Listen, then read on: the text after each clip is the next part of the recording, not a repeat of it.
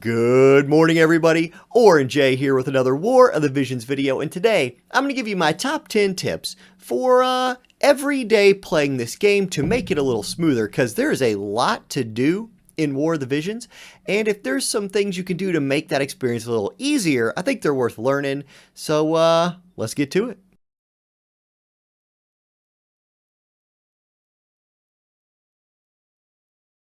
Okay, so my first tip, the first thing I want to talk about is a monthly tip, and it's how the heck to spend all these tokens. Because as you notice as you play this game, you earn these tokens and you can spend them on stuff. So like, what are you getting the most value out of here? And that's definitely where I want to start. And you can see I've saved up 83 from last month that I have not spent at all yet. So I'm going to show you what I spend them on and why I spend them that way.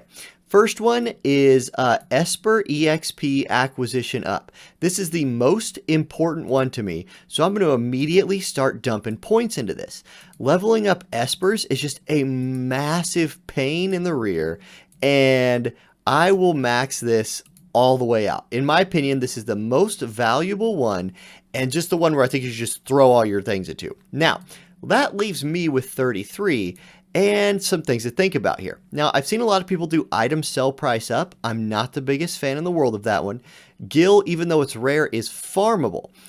Vision card EXP up. I think this one's really, really good and a lot better than Vision card enhancement, huge success / massive. Like, this one is bad in my opinion. Because a lot of times you're going to click like max out my Vision card and then it's going to be like huge success. And you're like, well, I spent enough things to max it. Who cares about the huge success? Okay, so I don't like this one.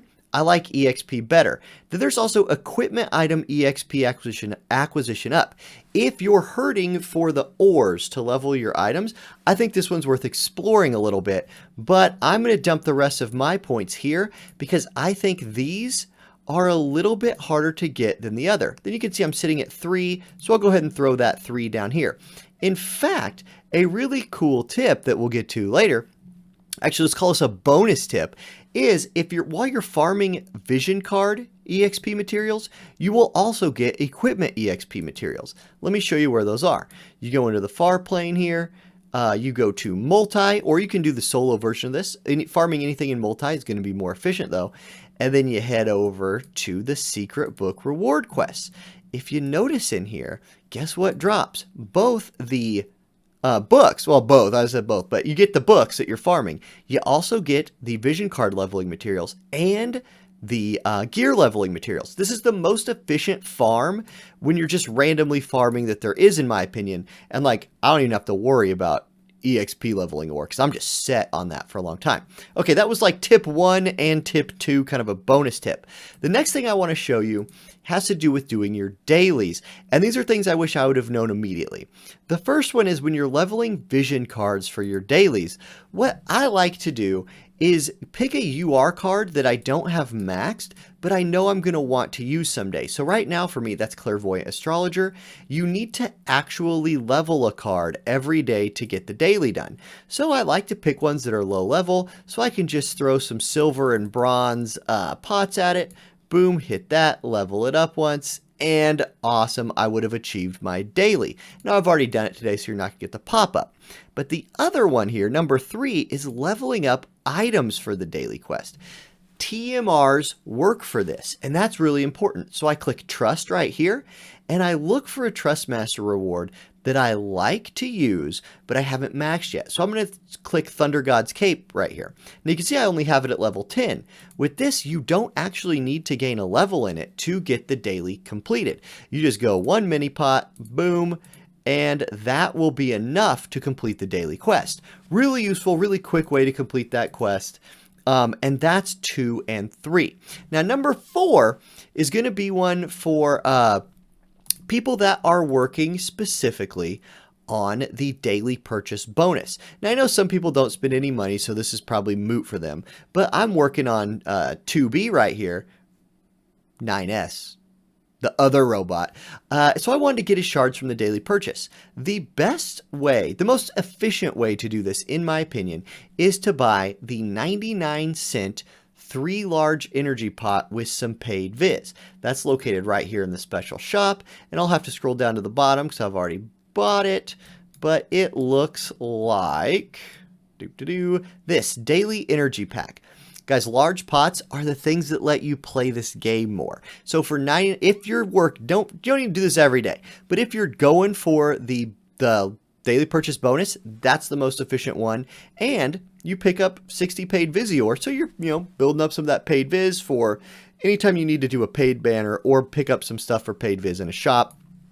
Really efficient way to spend money right there if you're a spender. Okay, the next one I want to show is for people that are working on guild statues. This might be when you're a little bit later into the game and you've used your guild coins for the units and things like that that you're buying. But what about when you're working on these? You found your guild. You're in your home guild. You want to really help this guild thrive. What I suggest doing, working on one main statue at a time until you are out of gold things to donate. This is by far the most efficient thing to donate to the statue. Then what I do is I buy one of these a day, because that's the maximum you can buy from the guild token shop, and you can access the guild token shop right here. Then I start working on a second one. So I buy a second one every day, and I go to my next statue that we're going to work on, and I dump 2 of the gold things in there. Spending the gold statue or the gold turn-ins every day will massively help level up your statues exactly twice as fast as the silvers and 4 times as fast as the gil. Now, if you're in a guild that you don't love, don't waste your tokens on this. But if you're in a guild that's like your forever guild, that's the best way to help the guild level statues. When it comes to leveling statues, make sure on these guild quests, even if you're clicking skip, that you're actually killing all of the mobs in the fight. Like, my tip is do the fights on manual with the team that you're going to run before you start clicking skip, so you are sure that team can beat the fight. Okay. That's that tip. Let's go to the next tip, and that has to do with the guild barracks. Now that guild barracks gives us shards, it's even more valuable than it ever was before. You can see I have the near units in here because I'm working on mine spheres for 9S, and the shards auto farm themselves. But man, with even 2 units in there, it runs out so fast. So you can click replenish right here, and there's this expand button. This will let you spend Visior to expand the barracks. I recommend 30,000. This will put, like here, let me show you what 30,000 can do with just these bonus JP ones that you can buy with Gil. If I max it out only using these, I will get about 14 hours of time. That's enough time for me to do it twice a day and then just forget about it. I don't even have to worry about it, and I know shards are farming for 2 units.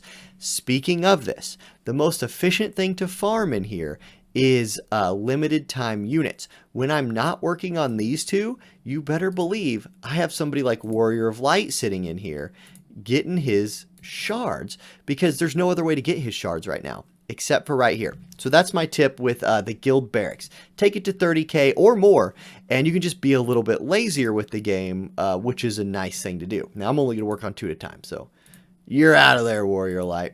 Okay, next up.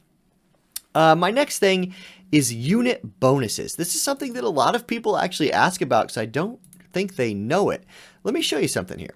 When you go to Arena, if you want to climb the Arena ranks fast, like right now I'm in top 500, you need to look at a couple things and then keep one other thing in mind when you're playing. The first thing you want to look at is you get to stack a bonus of a unit and a vision card. So right now the most efficient thing to do is run one of these 2 units with one of these vision cards. They don't have to equip it, but if you get the units don't, what I'm saying is the units themselves don't stack, but a 1 unit and 1 vision card bonus does stack. So always be scrolling through this with your arena team and try to run one of the units on this list and one of the vision cards on this list if you're trying to climb in the rankings. That's huge, right? And then the other thing here is run a healer in arena if you can, because it's hard to figure exactly how it calculates how many points you get after the match, but the healthier you are, the more points you seem to get. I'm sure somebody's done the math and is going to be like, yo, Orange J, this is the exact formula. How did you not know this? My bad. My bad, dude. But being healthier at the end of a fight will help you rank up faster if you're going for one of those titles or something, right? Which, by the way, they're really cool. You know, titles, people will play the game for titles, and that's neat. What next? Okay, let's talk about friend units, because this is something that a ton of people mess up, and they're not getting free gil every day for their friends. So what you do, you go to, let's start at the beginning. You go to Formation, you click Companion Settings, then come in here and set one of your stronger units in each one of these. Now, I haven't updated this for a while, but I at least have a level 99 unit with a good vision card and Esper equipped. The important thing is this. On your all unit, or on all of your units, don't run a random vision card on this one. Click this off and run the JP Up Crystal Vision card. It is right here, and it will give the party effect JP Up 50%. Your friend's JP Crystal will stack with yours. So if you're running a quest, like let's say you're running the JP Acquisition Chamber quest, make sure you're running it with a friend unit that has this crystal equipped. And you guys can't even see that because my face is covering it. So watch this. I'm going to hide my face. Boom, that's what I've been talking about the whole time. This right here, the JP Up Crystal.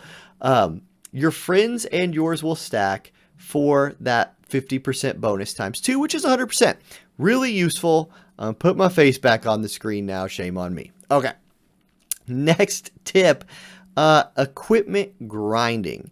This is, this is a big tip that people mess up all the time. And that's when you're building +5 equipment, there's a couple things you want to keep in mind. The biggest one is this. Let me jump into a craft here. I don't know that I have any. Let's say I was crafting a longsword. I was like, yeah, I want to craft a longsword.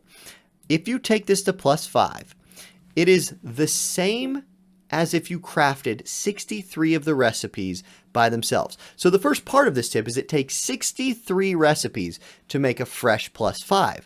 But don't just jump to do that. You end up picking up a lot of +1s, +2s, +3s just from, doing quests, right? They're rewards. Make sure you click this button right here. Use crafted equipment as materials. And you can see I had 2 swords, a +1 and a +0, which took my recipes down from 63 to 59. You will end up saving yourself materials by doing this, and saving yourself some valuable crafting material. I'll put it like that. So yeah, those are my tips with crafting +5 gear. It's just as efficient to do this as it is to craft each one individually. For some reason, there's a rumor going around that if you do them all individually, it's better. It's not. Use this. It's so much better. This is a massive quality of life upgrade that we got. Okay, those are my tips. I hope those were helpful. I hope maybe you didn't know 1 or 2 of them, so the video is actually of some use to you. If you watched that and you knew them all, sorry. I've been asked a lot of these questions in chat and YouTube comments, and so I was like, let me just address them all in a video. So if you already knew them all, well, good for you. You're an expert on this game. If it helped you at all, well, click the like and subscribe button and stay tuned for more War of the Visions content. Okay, that's all for today, everybody. I hope you have a great rest of your day, and I will see y'all next time.